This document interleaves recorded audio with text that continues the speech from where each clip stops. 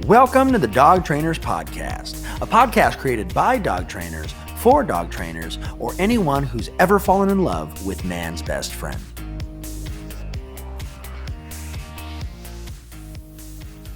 What's up, everybody? Welcome back. My name is Brent, and that guy is Mariano Alvarez. We want to welcome you guys to episode 9 of the Dog Trainers Podcast. Now, today we have a special treat for you guys. We are actually commenting for the very, very first time on another podcast called Stuff You Should Know, and they had a specific episode called How Dog Training Works. One of my clients actually sent this to me. And I actually listened to it, and I thought it was pretty interesting. So I shot it over to Mariano, and we decided to make this whole episode about our commentary on that episode. So Mariano, what did you think about the episode? Yeah, so first things first with the episode is it was well done. I mean, I definitely like Chuck and Josh, and I think that after listening to it, because I wasn't quite privy to the Stuff You Should Know podcast, but after listening to that episode, I looked around at a couple other episodes that are just, it's not a dog, it's just based on whatever else they were talking about. And they're funny guys, and there was just a couple things with this episode in particular, because it deals with dog training, that it was well done, and you can tell, especially in certain areas, that they did some good research, but in other areas, maybe not so much. So I really wanted to clear some stuff up, because I know that they're more popular, and I think that it's important, for somebody with such a large audience, that the information that be out there be accurate. And I want to be clear from the jump. I don't necessarily think that it was like intentional, but nonetheless, it's not necessarily the most accurate information out there. Right. I think they kind of gave a very common, to the public, it's a very common dichotomy of, there's only two forms of dog training, and you're either in this camp or you're either in this camp. Which, funny enough, a lot of dog owners actually feel this way. So pretty much, I don't necessarily think this necessarily educated people as much as it may have already just expressed thoughts and philosophies that people already had in their mind. So what I want to do in our podcast, if we can, is I want to educate people on kind of like the context, the full spectrum of things. And definitely, I want to praise them for the things that are up to date and modern ways of thinking, because things like dominance dog training and alpha roles and alpha leader and all that stuff, even though there are some novice dog trainers who still believe in those things, it's not it is not the common flow of dog training, or the common movement that is here right now in the very, very present day. It is just a small portion of it. Yeah, I think that was probably I wouldn't say biggest gripe, but that was what I wanted to make sure that we outlined kind of right from the get-go, because when they talk about these things, they pretty clearly outline positive reinforcement in a way, or pure positive training anyway, in a way that I think is accurate to the whole ideology and the thought process behind that training, methodology. But when it came to, they were calling it like dominance training, and those things that you were saying, like an alpha roll, and there was the like scruff shake and other things like that Yeah. I have no problem with people comparing. I mean, people do that all the time. It's always great for conversation, and ultimately it's good to hash out ideas to decide like which is best for the dog. But and I don't even have an issue with these guys having like a preference, because I think that they pretty clearly had a preference for positive reinforcement, which is fine. I Right. mean, that's totally okay. But Well, because definitely, well, given the two, that seems the obviously, right, right. the better choice. But I do want to say that these guys, both Chuck and Josh, they love their animals and their dogs so much. And usually, in circumstances like this, what we always see is any type of disagreement, in philosophies or ideologies, because in both camps, as they talk about, they can all argue their points, but these guys really love their animals, and I know that their intentions were to definitely make life better for animals. So if there was anybody who was who may be mistreating their dogs or subscribing to some of these really outdated methods, I know at the bottom of their hearts they just really wanted to make sure that lives were better for those dogs. Yeah, I couldn't agree more. I just, where I'm coming from is I understand that, and I'm giving them all of that leeway. I totally get it, and I hold nothing against them. My only thing was, we kind of framed it in the beginning, and then we can jump right into the actual content of the podcast, was just when framing it.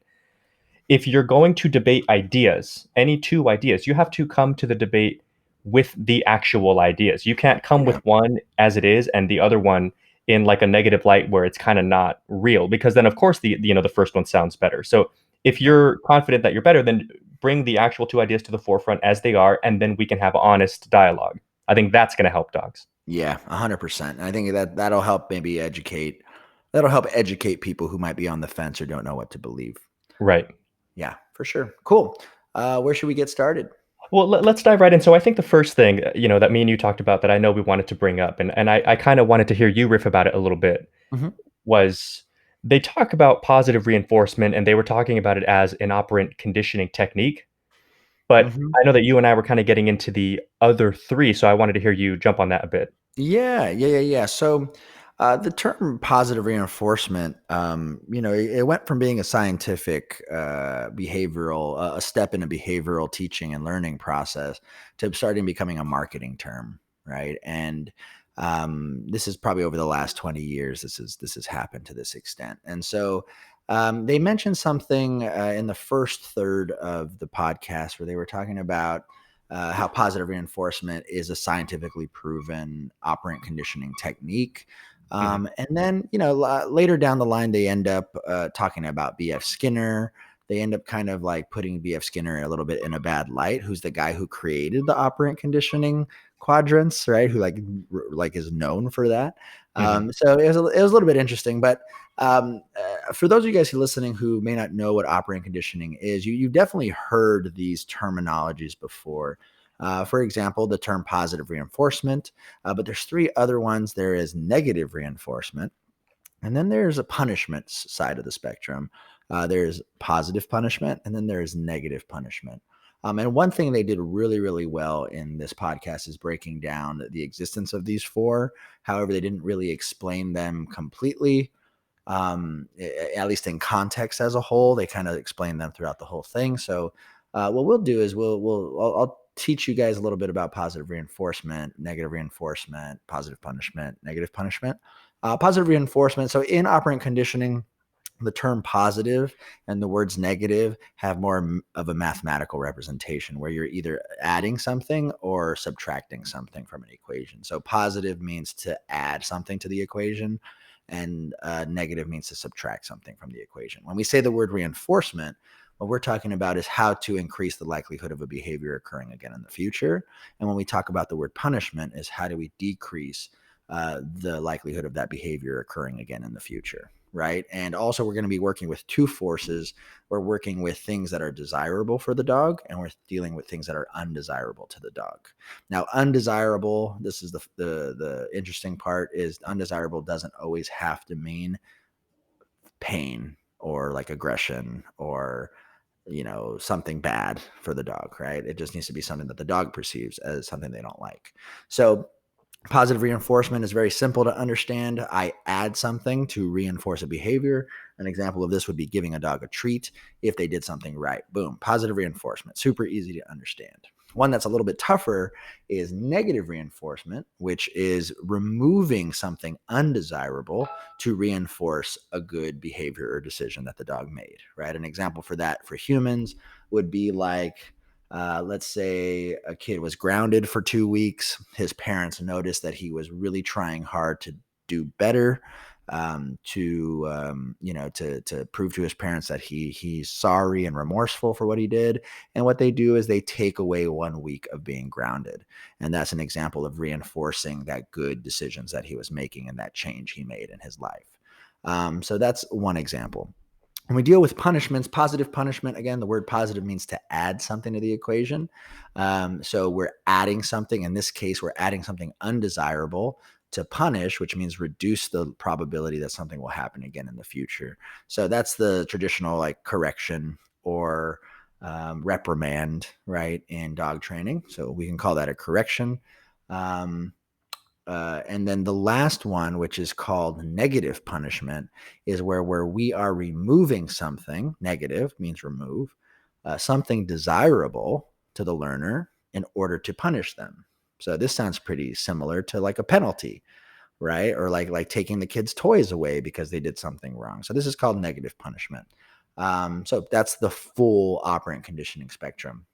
And then one thing that they brought up is they brought up The Monks of New Skeet, which I've read 3 of their books before while I was a younger dog trainer, and again, they kind of bash a little bit on the Monks of New Skeet because they don't agree with their methods.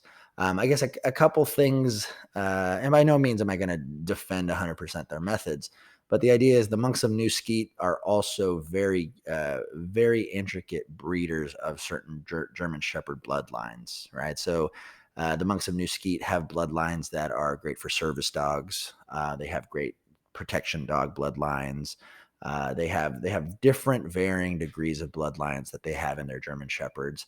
And as a dog trainer for many years, any dog trainer will understand there are certain types of dogs or bloodlines that actually need to be trained a little bit different. And there's actually whole different disciplines of dog training that are designed for very strong working breeds, very dominant breeds, very driven breeds. And so I don't necessarily think they gave the Monks of New Skeet a fair assessment, because they definitely are pretty knowledgeable and they have helped a lot of people with their animals over the years. Well, I think my take on that was they didn't really give them an assessment. It was more just kind of a it was more just kind of opinion, which again is fine, but it was painted in a certain light, which even that would be fine because again, people have their opinions on stuff, and that's of course, I mean, it's normal, but It's when human. you it's human, but when you take it upon yourself to bring it up in such a big podcast, we need you to be even, present each side as it is. And so I understand what you're getting at there. I just wanted to clarify. They didn't really talk too much. I mean, they didn't really say much about them. They just said that they were like monks who bred and trained dogs, but there wasn't much of an assessment. Um, Right. And they were alluding a little bit to the fact that, because they preach dominance and alpha leadership and alpha male, alpha female, in essence is because I guess they have literature and they've been published, given this stuff. I don't know if they're probably alluding to that they're kind of part of the problem. Uh, yeah, I mean, there's definitely inference. There's lots of inference in like just even certain jokes and things. And again, I'm not going to really waste too much time on it. People are smart. They would listen to it and kind of get what we're saying. So yeah, with that yeah, being said, I want to get into a little more of the substance of it. So yeah, when we talk about techniques of dominance theory as they laid them out, they were talking about things like the alpha roll. We kind of take the dog and like flip them over. There was like the pinning a dog down on its side and kind of holding it down until they give up. And uh, mhm, they were talking. I forgot what they called it, but like you hold the dog by the jowls and kind of yeah. like shake them and like That was stare at each other. a scruff shake. That was Yeah, actually right. A scruff shake. They also talked about some stuff though that like balance training, does sort of implement into its overall like technique, like leash corrections. They were talking. They kind of mentioned very briefly like choke chains, pinch collars, e-collars, and yeah. my big issue was they kind of skimmed right past that, but they clung onto the alpha part a little bit longer, and they Yeah, they and they did made kind of they made dog training tools part of a dominance movement, right? And they kind of put this really yeah, it sucks that they put certain tools into a mindset movement. So, it's kind of yeah, and it's just I, I wasn't a huge fan of how they were saying like they it was like 3 or 4 times throughout the podcast. I tried to keep count because I listened to it a good like 3 or 4 times.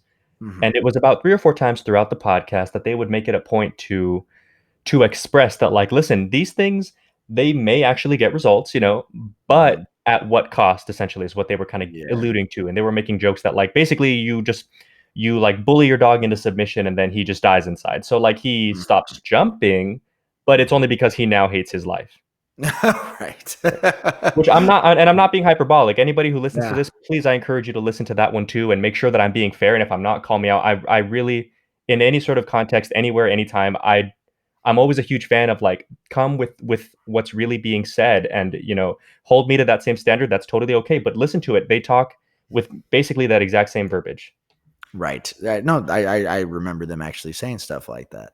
And so I guess let's talk about what is at stake here, right? Like what are they comparing? They're talking about dominance versus positive reinforcement, and how these are two almost polar opposite thought processes. Um, And so dominance training, in their definitions, is a very physical, aggressive technique that focuses on impugning your dog to create some form of hierarchy. So in essence, your dog learns their place, right? So it's kind of this tyrannical look at dog ownership, right? So two things that they pull from dominance training is like, the mindset of people who subscribe to dominance training is they constantly think that their dog is some type of tyrant who is trying to fuck them before they get fucked, right? Right. So it's pretty much like they're trying to control you so that you don't control them, and it's a battle of of the fittest between the two of you guys to figure out who's in charge and who's not in charge. Um, which to me is kind of like a very it is true. I definitely met people of this mindset. But to me, it's kind of like a funny, cartoonish, like description of dominance dog training, because to me, I've been doing this for a while, and it's like this was stuff that we did like about 15 years ago, and so maybe I guess the public understanding hasn't really caught up, which is totally normal. But yeah, so that's one side of it, and then the other side of it is the positive reinforcement side. What was your take on the positive reinforcement descriptions? Well, my take on the positive reinforcement description was interesting because it was very accurate.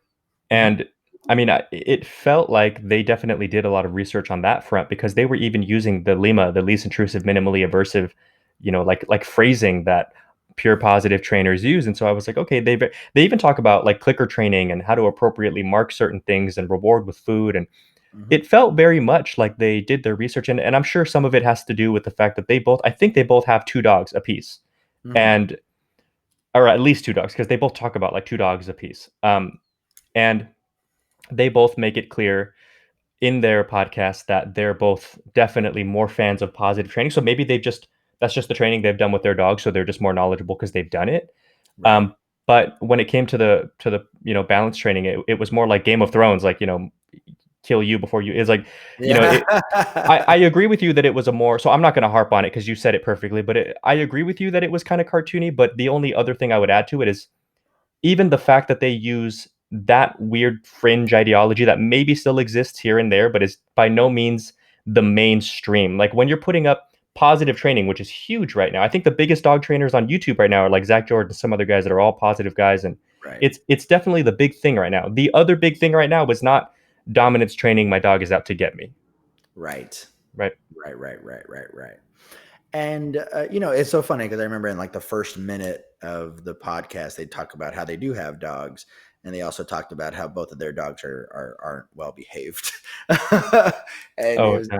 I just thought it was kind of interesting, because this is a concept that like a lot of dog owners struggle with, right? It's like we want to subscribe to an ideology, right? We want to subscribe to positive reinforcement or something that seems like fair, equal treatment, right? And we kind of see this evolution through like mankind as well. It's like back in the 50s and 60s when like military and the world wars and all that stuff were huge, like this militant look at child raising, this militant look of how a household should be run, the militant school at how schools should be run, right? And over the years, that kind of has evolved to become more balanced, to become more empathetic, more compassionate, more thoughtful.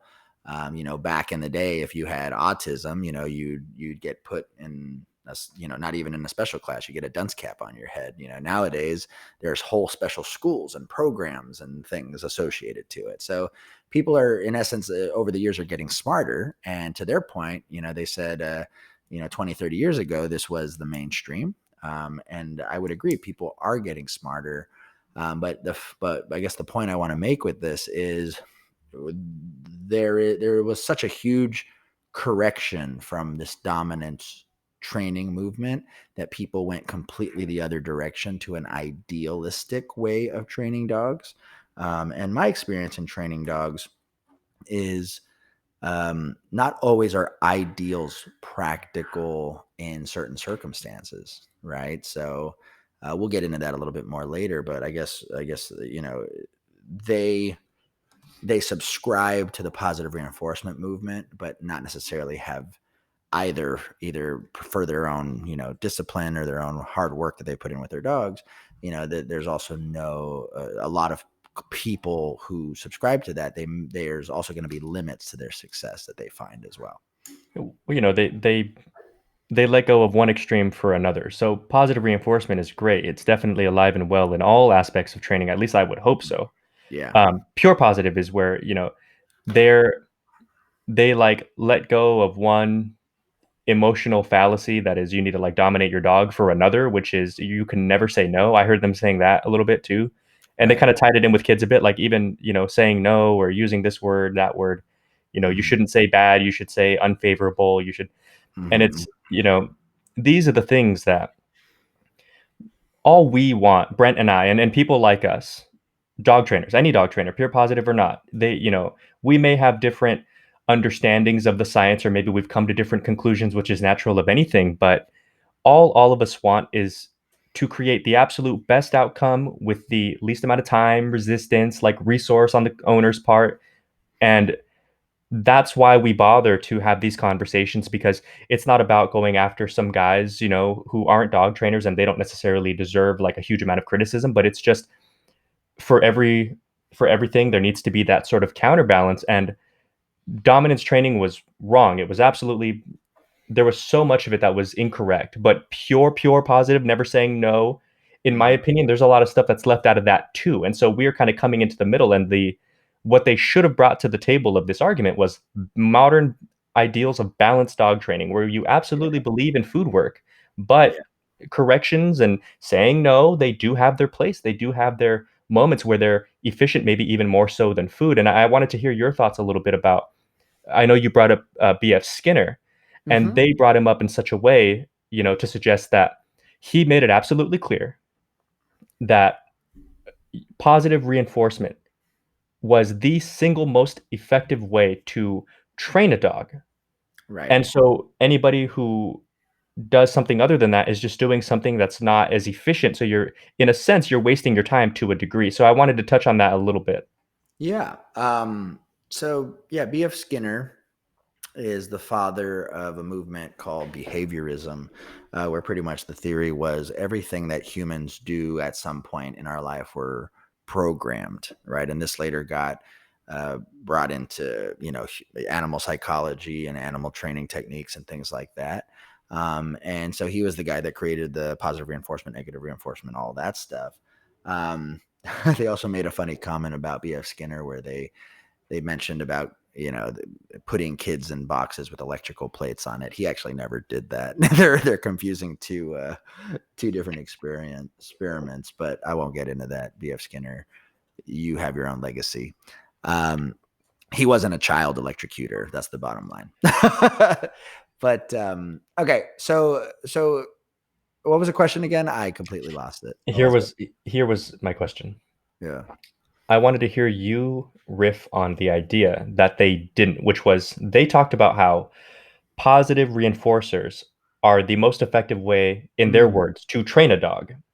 I right. just want you to add the context around that there should be. Well, they also made another statement. They said that negative or that positive punishment is the worst Right, right, way right, to train a dog, right? So right. they made two bold statements in this. And I guess the context of it is if we just add the simple phrase to train new behaviors, then they are completely accurate, right? So for example, food work, positive reinforcement is the easiest way to motivate a learner to cycle through different options to figure something out faster because there's something at the end of the tunnel that they want, right? Um, so using food or using something that is would be considered positive is the fastest way to get a learner to learn something. On the other side of that spectrum, positive punishment is the worst way to teach new behaviors because what it does is it forces the learner to try and learn something from a process of elimination, right? So let's say, I show up to work and I log into my computer. And as soon as I click on one window, a buzzer goes off and electrocutes my chair. And I go, "Ooh, every time I open this window, I get electrocuted. So maybe I try it again just to see if it was an accident. And I learned through the process of elimination, okay, maybe I shouldn't open that window on my computer. Right. So I open another one and nothing happens. So now I learned that maybe I should do that. So definitely from a learning new behavior standpoint, positive reinforcement is the better choice. Negative reinforcement is, or positive punishment is the worst way to learn behaviors. And in dog training school, we actually run that experiment so that people understand it very, very well.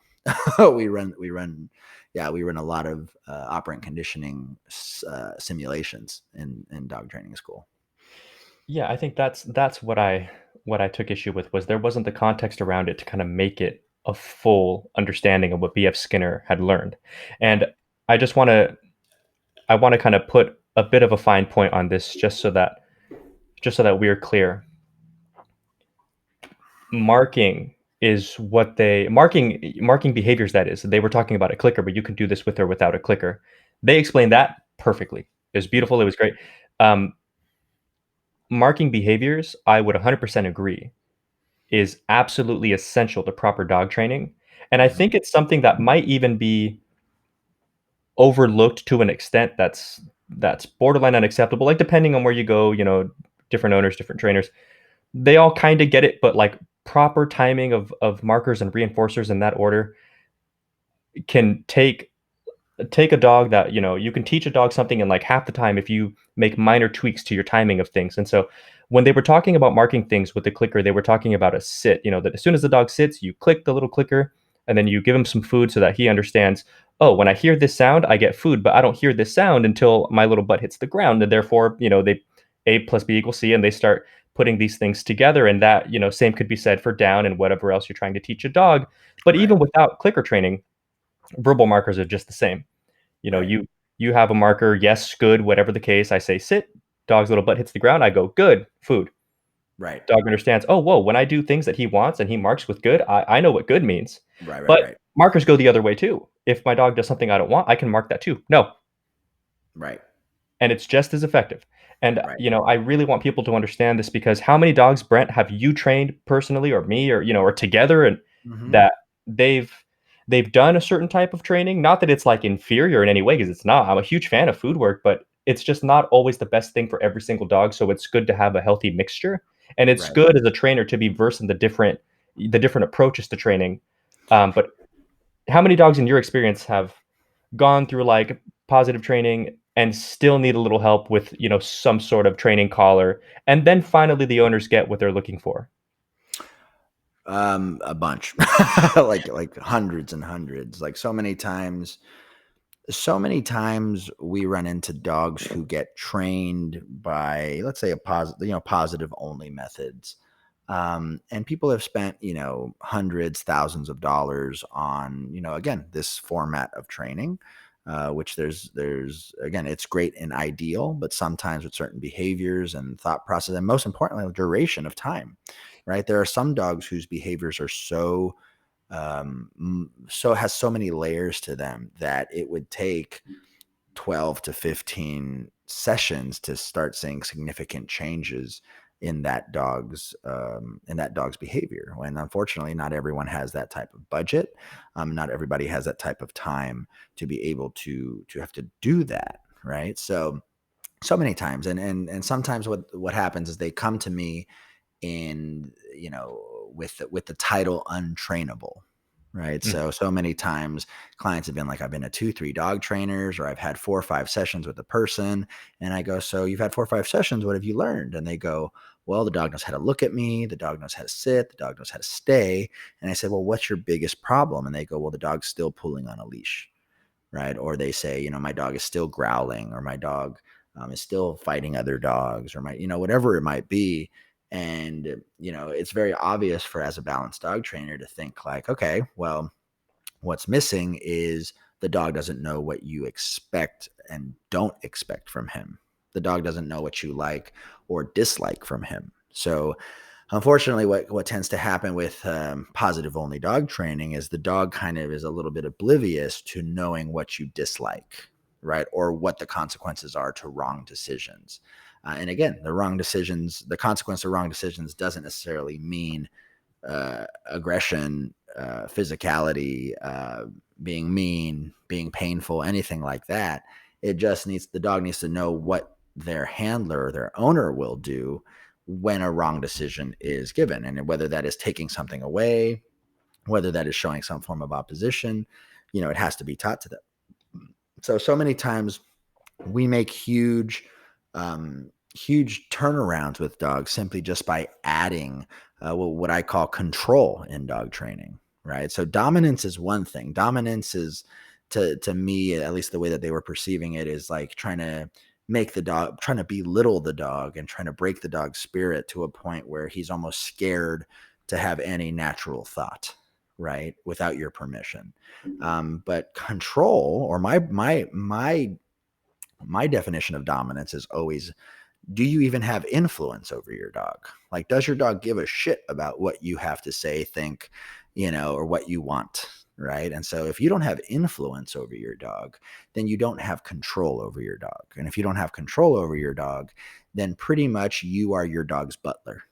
Like, you feed them, you take them places, you walk them, you clean their shit up, you do all this stuff. And in your relationship, and we always have to make sure our job as dog owners is to take the role of their parents, right? We're the ones responsible for their outcome. We're the ones responsible for their behavior. Anything that your dog does wrong is a complete and direct correlation to you, right? And what you have and haven't trained your dog to do. And there are some behaviors that are harder to teach than others. However, there is no excuse, even though dominance training has been debunked. And yes, you shouldn't pin your dog. You should never get in a physical fight with an animal. That's obvious, because there's only one result that's going to happen if you get in a physical fight with an animal. And that's usually they're going to bite you at some point, right? You get in a physical fight with something, they're going to get in a physical fight with you back. Yeah, or But they that should. If you get in a physical fight with or them, they they should or bite they your ass. should. Yeah, if you physically hurt them, the likelihood of them turning around and biting you and snapping at you is going to be very high. But that being said, there is no excuse for us not taking a significant leadership role for our dogs.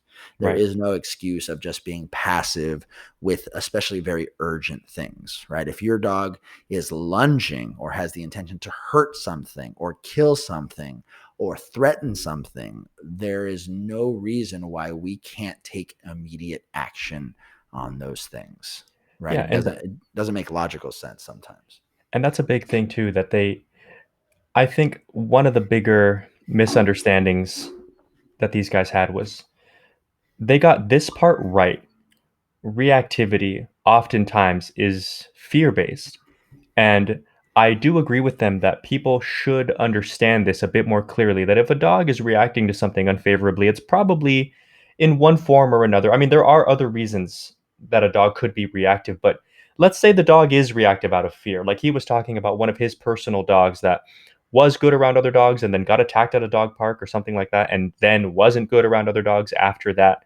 So he just didn't bring them around other dogs, which I think is totally practical. I can understand that, and I have no issue with Hmm. that. But Hmm. I want to make clear from a training perspective. They hammered home the idea a little bit about it's not right to correct a dog for being afraid. You can't correct fear out of a dog, which I completely agree with. I don't really know of anybody that would disagree with that. Right. Um, No. Here's the problem though. If a dog is either afraid or nervous or whatever the case, whether it's fear based or not, the emotion itself is not necessarily something you can just very directly dictate, but the Hmm. action as to whether or not they decide to indulge in that emotion, that is Hmm. something that they can control at least to a hefty extent. So that's to say, if I have a dog, let's say his dog was good with other dogs, was attacked, now it's not. If we were to Right. take his dog out and his dog sees another dog, the dog has every right to be nervous about another dog. I mean, of course, you can't correct a dog for that. Right. But if the dog outwardly decides to take that emotion and make it real with reacting, let's say lunging, barking, that kind of thing, that was a conscious decision made by the dog, which of course he's not like, I'm not suggesting that he's like a super genius that should know what's going on. That's why trainers exist so that we can teach them better. But to that extent, how the dog feels is one thing, but as humans, as trainers, as owners, it's largely our job to not let them indulge in the things that aren't good for them. They bring up fear. but they don't. They seem to get confused by the idea that if the dog's already afraid, it's not exactly very nice of you to just let the dog stay afraid of things. You can Right. help them work past fear. And so I just want to be clear about that. You're not correcting a dog for an emotion, but you're correcting them for the decisions that they make regardless of the emotion, because they also talked about positive emotion. They talked about, if I come home and my dog's excited, he's going to jump, and I kind of turn my Hmm. back to him, and it's the same concept. The dogs can be excited. My dogs get excited to see me every time I go and you play with them, but you Right. know, even though you're emotionally heightened, you still have a list of expectations that I need you to adhere to, and it's because they're for your own good. Right, right. And I guess that's also to bring up context too. I think it's a lot of dog trainers, as they mentioned, agree that, when dogs show aggression, they're fearful, but not necessarily are they fearful for good reasons, or a lot of times that fear is just fear of the unknown. Like they're ignorant. So because they're ignorant to the circumstance, or they don't know what to do, then it kind of manifests itself as defensiveness, which very easily can turn into aggression. So it's yes, dog do show aggression off of fear, but sometimes it's fear that is just due to lack of exposure, lack of experience, and lack of guidance. So like a lot of our job is to guide them through appropriate ways of acting, right? The same way our parents would, if we were rude in public, our parents' job was to say, "Hey, you're being rude. Say you're sorry and apologize," right? Like we were supposed to show some type of, um, appeasement and apologize to whatever the will of our parents were. So there is wiggle room there when it comes to fearful dogs showing aggression. Yeah, 100%. And I wanted to get last time we talked about this, you explained this in a way that I liked a lot. So, you know, if you guys aren't kind of getting the gist of it, whenever I feel like Brent explains things better, I just let him do it because it's better. Thanks, man. So we were talking about the idea of extinction. They talked about extinction, and extinction, for those who haven't yet heard the other podcast, is in pure positive training. You can absolutely reinforce what you want by rewarding, because of course dogs like reward, so they're going to be more likely to do the thing that earned them that reward. Hmm. Extinction is the exact opposite of that, without offering any sort of positive punisher. You're not giving a verbal no, you're not correcting in any sort of way, but what you are doing is taking away what a dog likes, which is of course your attention, your affection. And so it would look something like this. You walk in the house, dog jumps on you, so you just turn away from them, you don't look at them, you don't say anything to them. You just give them the absolute cold shoulder, and the dog goes, "Hey, what the hell?" Hmm. And so they stop, they sit down, because it's not that exciting to engage with someone who's not paying attention to you, so they just don't. At which point they've stopped, so they sit. So now you go and play with them. If they do it again, you stop again and keep that going until the dog understands, every time I jump on this guy, he just kind of turns away from me. So maybe Hmm. I should stop. That's extinction. The dog is learning to naturally let go of this habit because it doesn't serve them. Right. But you challenge this idea when the primary reinforcer isn't necessarily the person who's trying to extinct the behavior, or Yeah. whatever the verb for that is. Yeah, exactly. Extinguish or something. I There don't you know. go. Yeah, that's probably Um, better. so yeah, so here's a common example where you see some dog trainers go wrong. So let's say I have a dog who likes to bark at people who walk in front of our house. Right? Dog has a front seat access to the front of my house window, and anytime someone's walking a dog or there's a mailman or something, the dog is barking.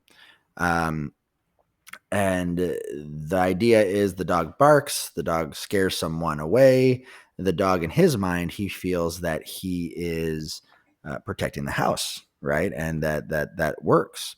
When people try and use extinction on, like, just let's say that circumstance, the idea of that, if your dog is barking, say nothing, right? Because normally, what's the alternative?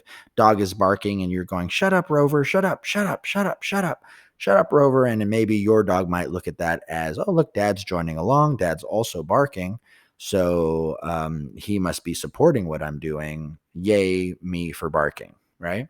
Um, the other idea would be, all right, if my dog is barking, which is the undesirable behavior, that we're going to go ahead and ignore that undesirable behavior. And the moment the dog shuts up, we're going to say, "Yay, good boy," and mark that moment and say, "Good dog," because quiet is what we wanted at that time. Right. So that's ultimately, we're trying to teach the dog that silence is what gets us excited. But the problem with this type of logic is that we're not looking at what the purpose or the agenda of the barking is.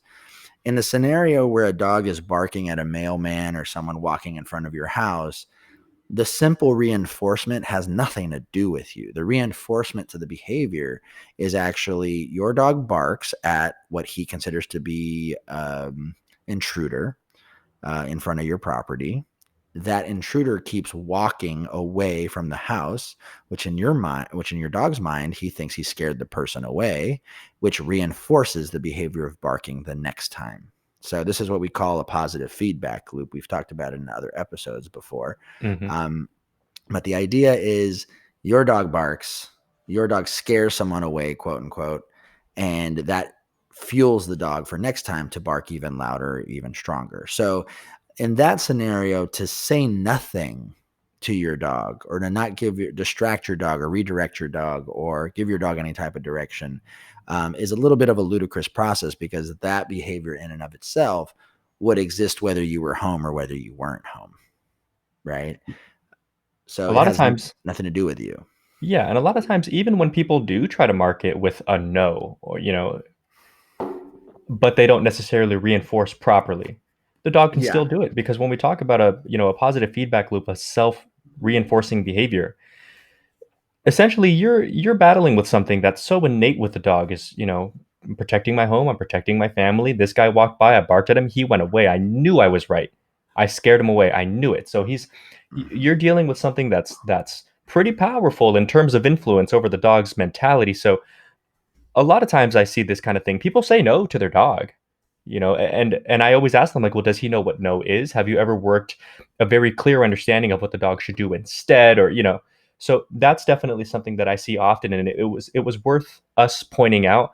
um again, a lot of it just has to do with proper marking of what it is that you want or don't want. That could be verbal, that could be hand signals, that could be whatever the case. Verbal being, of course, I think our favorite because it's just the most versatile. You don't have to be like too Hmm. close to the dog.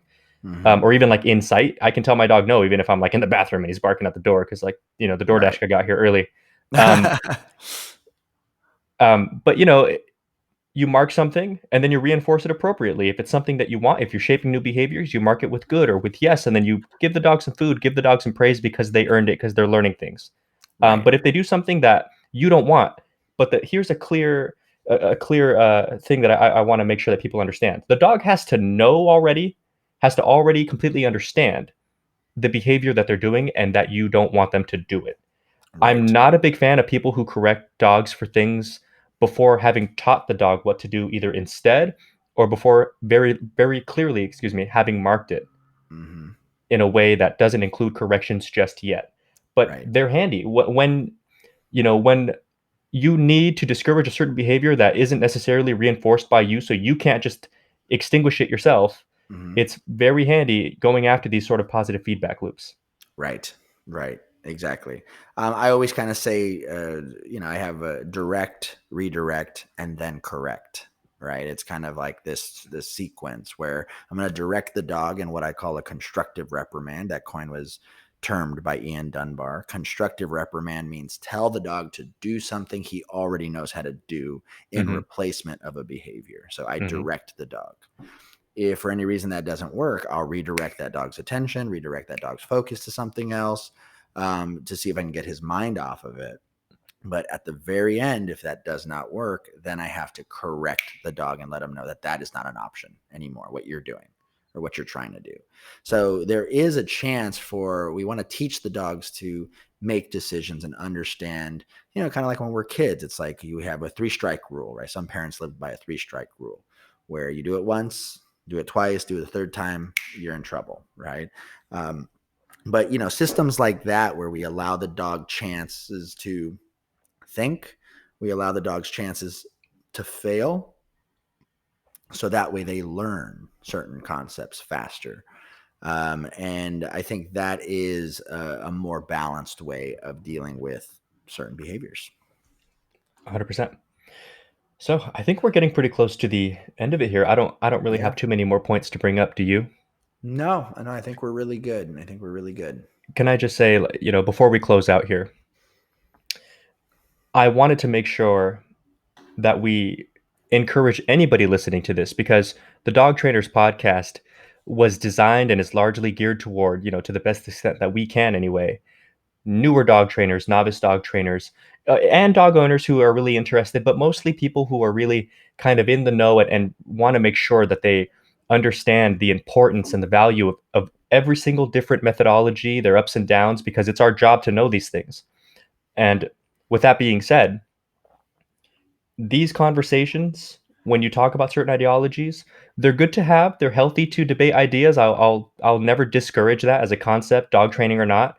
Just make sure that you come to the conversation in good faith with honest premises about the two sides, or the however many sides you're discussing.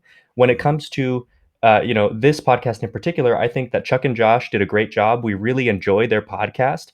um, I want to make absolutely clear that any sort of like passion or or annoyance or whatever that you may have gotten from us, if you ever hear this, it's just Hmm. because we care as much as you do, and we just want to make sure that people have helpful information, because we want dogs to be as happy and healthy just like you. We're all on the same side here, and if you guys ever were interested in having a conversation with us, we'd love it. There's no Yeah, bad blood here. We just want to make sure that that's clear.